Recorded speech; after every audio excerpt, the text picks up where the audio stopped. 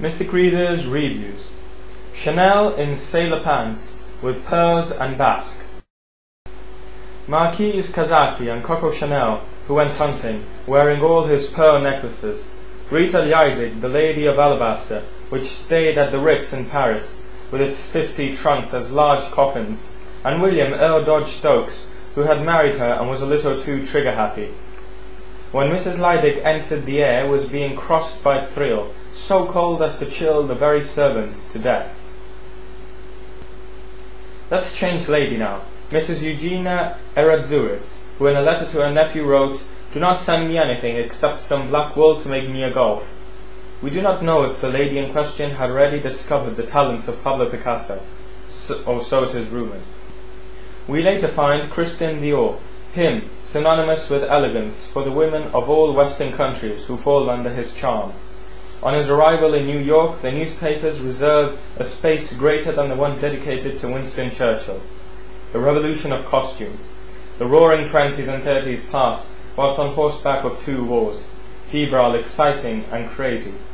Meanwhile, a new type of woman was forming from the ashes of the old. The woman. The skirts demanded less and less of the leg, to the advantage of men who could not tell the difference between the clothing of a girl of 8 years, 20 or 58 years. The personification of this new type of woman was the Duchess of Peñaranda, a Spanish beauty who made her appearance wearing a short white tunic with a deep neckline. There was even Diana Vreeland, Greta Garbo and Balenciaga, who dared to say, "Cocotte yesterday is the great lady of today, my godmother. Aunt Jessie, the first elegant woman I knew." The fashion, as it was understood in the past, is almost over. The lord of the wealthy classes has not received adequate education, and does not dare to impose a style as they did in the past. The truth is clear: a little of splendour if they have gone from the earth. Ina Cavalieri was transformed in the Garbo sisters, Fauzaine has vanished in front of the photo of Marilyn Monroe, and the Poiret ladies that a long walk along the meadows at Longchamp, as thoroughbred Flemish were replaced by a phalanx of stars, pin-up girls in costume bath and an art calendar.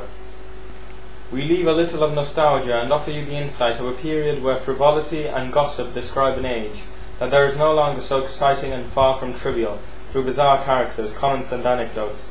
It contains dozens of beautiful designs with pleasing hand refinements.